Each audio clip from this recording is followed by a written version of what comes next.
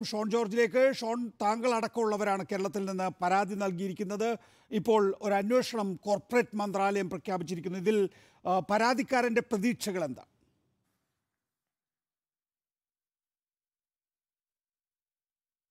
ഈ പരാതി കേരളത്തിൽ നിന്നും ഈ മന്ത്രാലയത്തിന് പരാതി കൊടുത്ത വ്യക്തി ഞാൻ മാത്രമാണ്.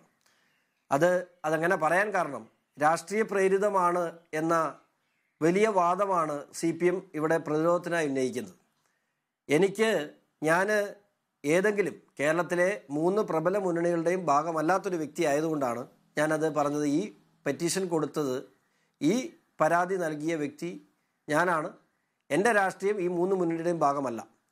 എൻ്റെ പ്രതീക്ഷകൾ എന്നല്ല, എൻ്റെ അപ്പുറത്തേക്ക് കേരളത്തിൻ്റെ മുഖ്യമന്ത്രിയും മുഖ്യമന്ത്രിയുടെ മകളും പ്രതിയാണ് എന്ന് കൃത്യമായി എഴുതി വെച്ച ഒരു ജുഡീഷ്യൽ അതോറിറ്റിയുടെ റിപ്പോർട്ടിന്മേൽ യാതൊരുവിധ ചർച്ചയും യാതൊരുവിധ അന്വേഷണവും നാളിതുവരെയും നടക്കാത്തതിൻ്റെ പ്രതിഫലനമായാണ് ഞാൻ ഈ പെറ്റീഷനുമായി 9ാം മാസത്തിൽ മിനിസ്ട്രി ഓഫ് കോർപ്പറേറ്റ് അഫയേഴ്സിനെയും SFIO ഡയറക്ടർക്ക് ഞാൻ പരാതി നൽകിയത്.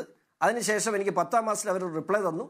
ആ റിപ്ലൈക്ക് അപ്പുറത്തേക്ക് പിന്നെയും അന്വേഷണം പോകാത്തതിൻ്റെ അടിസ്ഥാനത്തിലാണ് 13ാം തീയതി ഡിസംബർ മാസം 13ാം തീയതി ഞാൻ ബഹുമാനപ്പെട്ട ഹൈക്കോടതിയിൽ റിട്ട് ഫയൽ ചെയ്തത്. അതിനുശേഷം 21ാം തീയതി ഈ KSIDCക്കും അതുപോലെ CMRLനും ബഹുമാനപ്പെട്ട ROC രജിസ്റ്റർ ഓഫ് കമ്പനീസിൽ നിന്നും ഷോക്കസ് നോട്ടീസ് കൊടുത്തു. ആ ഷോക്കസ് നോട്ടീസിൻ്റെ കോപ്പി അവരെനിക്ക് അയച്ചിരുന്നു. അതിനുശേഷം അവരുടെ റിപ്ലൈ വന്നു. ആ റിപ്ലൈയുടെ കോപ്പിയും ROCയിൽ നിന്നും അവർ കോപ്പി എന്ന നിലയിൽ എനിക്ക് അയച്ചു. എനിക്ക് ആക്ഷേപമുണ്ടെങ്കിൽ ബോധ്യപ്പെടുത്തണമെന്ന് പറഞ്ഞു. 8ാം തീയതി, അതായത് ഈ മാസം 8ാം തീയതി അതിനുള്ള റിപ്ലൈ ഞാൻ രജിസ്ട്രാർക്ക് ഞാൻ ഫയൽ ചെയ്തു.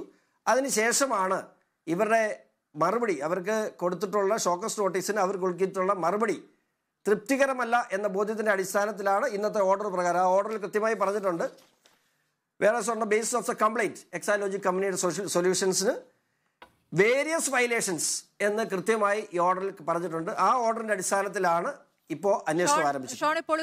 എനിക്ക് ഈ കേസിൽ വലിയ പ്രതീക്ഷയാണുള്ളത്. ഷോൺ ജോർജ്, ഒരു അർദ്ധ ജുഡീഷ്യൽ ബോഡിയുടെ കോടതി ഉത്തരവാണ്, അതിന്റെ ഉത്തരവാണ്. ഉത്തരവ് അതിൽ അന്വേഷണം പൂർത്തിയാക്കിയ ശേഷം കോടതി അതിന്റെ വിധി പ്രഖ്യാപിക്കുകയാണ്. ആ വിധിയിലെ ചില പരാമർശങ്ങളുമായി ബന്ധപ്പെട്ടാണ് താങ്കൾ ഇപ്പോൾ പരാതി നൽകുകയും ചെയ്തിരിക്കുന്നത്. അതിന്മേലാണ് ഇപ്പോൾ കേന്ദ്ര ഏജൻസി അന്വേഷിക്കാൻ വരുന്നത്.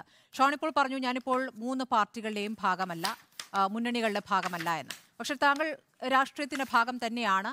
ഇതിലിപ്പോൾ രാഷ്ട്രീയ ലക്ഷ്യങ്ങളുണ്ട് എന്ന് ഭരണപക്ഷം സംശയിക്കുന്നുണ്ട്. ഇത് പിന്നീട് ഒത്തുതീർപ്പിലേക്ക് പോകുമെന്ന പ്രതിപക്ഷവും സംശയിക്കുന്നുണ്ട്. ഷോൺ, ഇക്കാര്യത്തിൽ മറ്റ് രാഷ്ട്രീയ താല്പര്യങ്ങളില്ല എന്നെങ്ങനെ വിശ്വസിക്കാനാവും? എനിക്ക് വ്യക്തിപരമായ ചില താല്പര്യങ്ങളുണ്ട്. കാരണം എൻ്റെ പിതാവ് ശ്രീ PC ജോർജിനെ ഞാൻ ഇപ്പോൾ ഇരുന്ന് സംസാരിക്കുന്ന ഈ വീട്ടിൽ നിന്നും രാവിലെ 4 മണിക്ക് അദ്ദേഹം ചെയ്യാത്തൊരു തെറ്റിൻ്റെ പേരിൽ ഈ വീട് വളഞ്ഞ് പോലീസ് പിടിച്ചുകൊണ്ട് പോയായിരുന്നു. നിങ്ങളൊക്കെ റിപ്പോർട്ട് ചെയ്തതാണ്. അതിനുശേഷം ഒരു സ്ത്രീപീഡന കേസിൽ, തിരുവനന്തപുരത്ത് മൊഴി കൊടുക്കാൻ പോയ ഒരു സ്ത്രീപീഡന കേസിൽ അദ്ദേഹത്തിനെ അറസ്റ്റ് ചെയ്ത് കോടതി ഹാജരാക്കിയായിരുന്നു. നിങ്ങൾ റിപ്പോർട്ട് ചെയ്തിരുന്നു. ഇതൊന്നുമായി ബന്ധമില്ലാത്ത എന്നെ ദിലീപുമായി ബന്ധപ്പെട്ടൊരു കേസിൽ, 2 കേസിൽ, ഒന്നല്ല 2 കേസിൽ എനിക്കെതിരെ അന്വേഷണം നടത്തി എൻ്റെ വീട് റെയ്ഡ് ചെയ്ത് എന്നെ എറണാകുളത്ത് ഹാജരാക്കി. എനിക്കെതിരെ കേസ് ചാർജ് കൊടുത്തിട്ടുണ്ട്. എന്താണ് ഞാൻ ചെയ്തിട്ടെന്ന് എനിക്ക് ഇപ്പോഴും മനസ്സിലായിട്ടില്ല.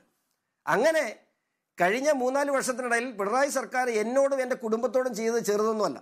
അങ്ങനെ തന്നെയാണ് കയറി പിടിച്ചത്.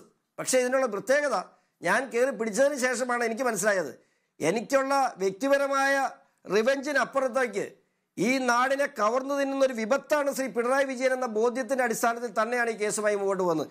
ആ ഒരു ജുഡീഷ്യൽ അതോറിറ്റിയുടെ ഓർഡറെ സംബന്ധിച്ചൊന്ന് പറയാമല്ലോ. നിങ്ങൾ പറഞ്ഞു ആ ഓർഡറിനകത്ത് ഒന്നുമില്ല, അത് PCITയുടെ കണ്ടെത്തലിലാണുള്ളത്.